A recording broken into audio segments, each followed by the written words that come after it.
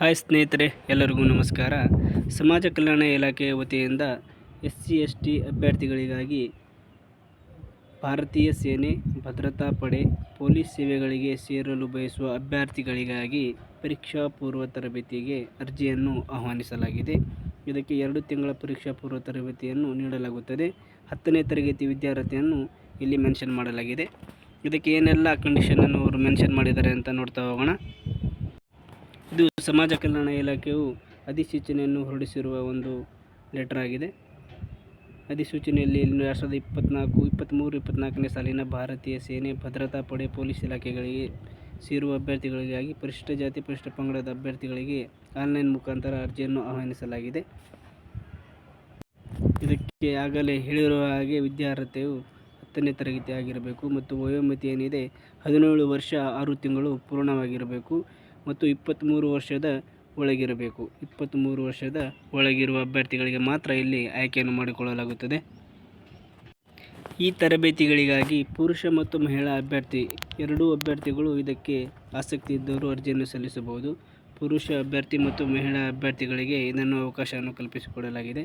ಇಲ್ಲಿ ದೈಹಿಕ ಗುಣಮಟ್ಟದಲ್ಲಿ ಪುರುಷ ಅಭ್ಯರ್ಥಿಗಳಿಗೆ ಎತ್ತರ 162 ಸೆಂಟಿಮೀಟರ್ನಿಂದ 185 ಸೆಂಟಿಮೀಟರ್ ಎತ್ತರ ಇರಬೇಕು. ಮಹಿಳಾ ಅಭ್ಯರ್ಥಿಗಳು 152 ಸೆಂಟಿಮೀಟರ್ ಎತ್ತರವನ್ನು ಹೊಂದಿರಬೇಕು. ಅದೇ ರೀತಿ ಎದೆಯ ಸುತ್ತಳತೆ ಸಹಜ ಸ್ಥಿತಿಯಲ್ಲಿ 85, 75 ಮತ್ತು ವಿಸ್ತರಿಸಿದಾಗ 80 ಸೆಂಟಿಮೀಟರ್ ಸುತ್ತಳತೆಯನ್ನು ಹೊಂದಿರಬೇಕು. ಅಂದರೆ 5 ಸೆಂಟಿಮೀಟರ್ ಎದೆಯನ್ನು ಉಬ್ಬಿಸಿದಾಗ ಪುರುಷ ಅಭ್ಯರ್ಥಿಗಳು ಹೆಚ್ಚಿಗೆ ಆಗಬೇಕು. ಇದು ಮಹಿಳಾ ಅಭ್ಯರ್ಥಿಗಳಿಗೆ ಅನ್ವಯಿಸುವುದಿಲ್ಲ. ತೂಕ ಪುರುಷ ಅಭ್ಯರ್ಥಿಗಳು ಕನಿಷ್ಠ ತೂಕ 47.2 ರಿಂದ ಗರಿಷ್ಠ 78.7 kg ಒಳಗಿರಬೇಕು. ಮಹಿಳಾ ಅಭ್ಯರ್ಥಿಗಳು ಕನಿಷ್ಠ 44.4 kg ತೂಕವನ್ನು ಹೊಂದಿರಬೇಕು. ಅರ್ಜಿ ಸಲ್ಲಿಸುವ ವಿಧಾನ ಅಂದರೆ ಅರ್ಜಿ ಸಲ್ಲಿಸಲು www.sw.karnataka.in.ಗೆ ವೆಬ್ಸೈಟ್ಗೆ ಹೋಗಿ ನೀವು ಅರ್ಜಿಯನ್ನು ಸಲ್ಲಿಸಬಹುದು. ಇಲ್ಲಿ ದೂರವಾಣಿ ಸಂಖ್ಯೆಯನ್ನು ಮೆನ್ಷನ್ ಮಾಡಿದ್ದಾರೆ ಸ್ನೇಹಿತರೆ. ಈ ದೂರವಾಣಿ ಸಂಖ್ಯೆಗೆ ಕಾಲ್ ಮಾಡಿ ನೀವು ಕೇಳಬಹುದು. ಏನಾದರೂ ಸಮಸ್ಯೆ ಇದ್ದಾಗ ಅವರಿಗೆ ಫೋನ್ ಹಚ್ಚಿ ಕೇಳ್ಬೋದು.